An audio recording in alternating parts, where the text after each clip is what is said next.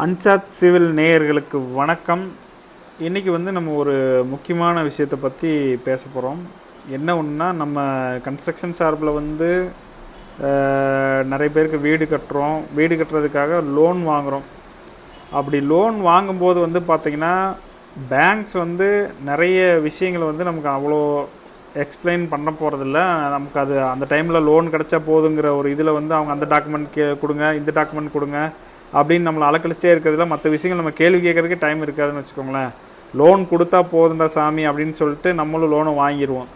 இந்த லோனில் வந்து மெயினான விஷயம் பார்க்க வேண்டியது என்னென்னா, இன்ட்ரெஸ்ட் ரேட் வந்து ஃபிக்ஸ்டுன்னு போட்டிருக்குதா இல்லை வேரியன்ஸுன்னு போட்டிருக்குதா அப்படிங்கிறத எல்லோரும் பார்க்கணும். இப்போ ஃபிக்ஸ்டு இன்ட்ரெஸ்ட் அப்படின்னா, நீங்கள் ஒரு 8.35க்கு லோன் வாங்குறீங்கன்னா அந்த 8.35 தான் உங்களுக்கு கடைசி வரைக்கும் வரும். அதுவே வந்து அந்த இன்ட்ரெஸ்ட் பக்கத்தில் வந்து வேரியபிள் அப்படின்னு சொல்லி போட்டிருந்ததுன்னா, இல்லை வேரியன்ஸ் அப்படின்னு சொல்லி போட்டிருந்தது அப்படின்னா, உங்களோட ரேட் ஆஃப் இன்ட்ரெஸ்ட் இன்றைக்கி 8 ரூபா இருக்கலாம், அடுத்த வருஷம் 9 ரூபாய் மாறும், அதுக்கடுத்த வருஷம் 10 ரூபாய் மாறும், அதுக்கடுத்த வருஷம் 11.5, 12, 13 இப்படின்னு மாறிட்டே இருக்கும். ஆனால் அந்த எந்த இன்ஃபர்மேஷனும் உங்களுக்கு அவங்க கொடுக்க போகிறதில்ல. கேட்டால், நீங்கள் பேங்கில் போய் கேட்டால், கவர்மெண்ட் வந்து இந்த மாதிரி இன்ட்ரெஸ்ட்டை ஏற்றிட்டாங்க, நாங்கள் என்ன பண்ணுறதுங்க அப்படின்னு சொல்லி கையை விரிச்சிருவாங்க. ஸோ நீங்கள் ஒரு பேங்கில் வந்து லோன் வாங்கும்போது அதோட இன்ட்ரெஸ்ட் வந்து ஃபிக்ஸ்டு இன்ட்ரெஸ்ட்டா வேரியன்ஸ் இன்ட்ரெஸ்ட்டா அது எப்படிங்கிறத வந்து தெளிவாக கேட்டு வாங்குறது வந்து ரொம்ப ரொம்ப ரொம்ப ரொம்ப முக்கியமான விஷயம்.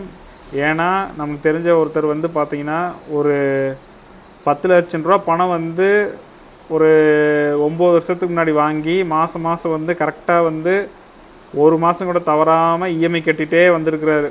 கடைசியில் வந்து ஒரு பெண் ஒரு அமௌண்ட், அதாவது இந்த ரிட்டையர் முடித்த உடனே ஒரு அமௌண்ட் வரும் இல்லைங்களா, அந்த அமௌண்ட்டை வச்சு நம்ம வந்து ஹவுசிங் லோனை கிளியர் பண்ணிடலாம், மீதி இருக்க பணத்தை ஏதாச்சும் ஒன்று பண்ணிக்கலான்னு ஒரு ட்ரீமில் வந்து போகிறாரு.